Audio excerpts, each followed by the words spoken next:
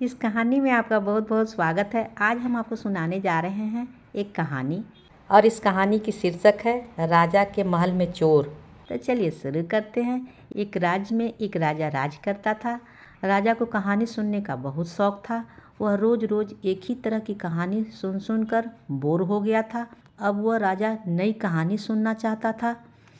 राजा ने अपने मंत्री को आदेश दिया उसे एक नई कहानी सुनाई जाए और मंत्री ने पूरे शहर में डंका बजवा दिया कि राजा को नई कहानी सुनाया जाए। अगर जो कोई नई कहानी राजा को सुनाएगा उसे बहुत सारे पुरस्कार दिए जाएंगे। यह सुनकर बहुत लोगों ने कहानी लिखी और दूसरे दिन उस लिखी हुई कहानी को लेकर सभी राज दरबार में हाजिर हो गए। सबकी कहानी राजा ने बारी बारी से सुनी और किसी की भी कहानी उसे अच्छी नहीं लगी। मंत्री लोग बहुत परेशान थे। अब क्या करें। दूसरे दिन फिर शहर में डंका बजाया गया कि राजा को कोई नई कहानी सुनाया जाए। फिर बहुत लोगों ने कहानी लिखी और राजा को बारी बारी से कहानी सुनाई, लेकिन राजा को कोई कहानी पसंद नहीं आई। सभी मंत्री परेशान थे। अब क्या करें। तभी एक मंत्री बोला कि इस विषय पर फिर कल बात करेंगे। रात हो गई है, सभी सोने चले गए। लेकिन इधर राजा को बिना कहानी सुने नींद नहीं आ रही थी। गांव वालों की लिखी हुई कहानी एक टेबल पर रखी हुई थी कि अचानक राजा की नज़र एक गिरी हुई पेपर पर पड़ी जिसमें कहानी लिखी हुई थी। राजा ने उस पेपर को उठा लिया। उस पेपर पर किसी ने कहानी लिखी थी। उस कहानी को राजा पढ़ना शुरू किया। कहानी कुछ ऐसी लिखी हुई थी। कौन है कौन है कौन है। राजा इतना पढ़ा और मन में सोचा यह कैसी कहानी है।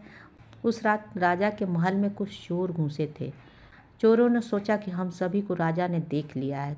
तब सभी चोरों में से एक चोर ने कहा, रुको, मैं देखता हूँ राजा कहाँ है और इधर तो नहीं आ रहे हैं। ज्यों ही उसने अपनी गर्दन उठाकर देखना चाहा, उस समय तब राजा ने कहानी की आगे की लाइन पढ़ी। तुम हो, अच्छा अच्छा, ठीक है ठीक है। तब सभी चोर बोलते हैं, बाप रे बाप, अब तो हमारी खैर नहीं, अब तो हमें फांसी की सज़ा सुनाई जाएगी। राजा ने हम सबको देख लिया है। और सभी चोरों ने कहा, हम लोग चुपचाप यहीं बैठे रहें। तो फिर राजा ने कहानी की आगे की लाइन पढ़ी। तुम लोग मुंह छिपा कर क्यों बैठे हो, तुम लोग मुंह छिपा कर क्यों बैठे हो। ना सुनते ही चोर भागने लगे। राजा ने आगे की लाइन पढ़ी, तुम सब भाई भाई हो, तुम सब भाई भाई हो। सभी चोर भाग गए। दूसरे दिन सभी चोर राज दरबार में हाजिर हो गए और राजा के पैरों में गिरकर माफ़ी मांगी और कल रात की सारी बातें बताई। राजा आश्चर्यचकित हो गया कि इस कहानी ने मेरे घर में चोरी होने से बचा लिया है।